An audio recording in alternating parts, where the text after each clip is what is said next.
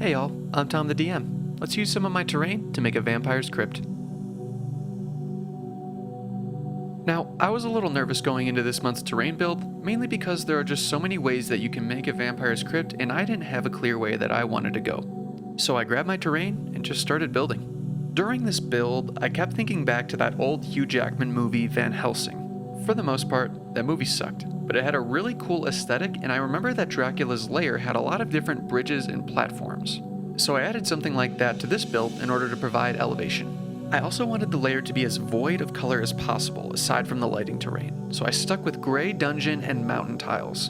And even though I didn't have a clear vision for this map, having at least a couple fonts of inspiration going into the build helped me immensely.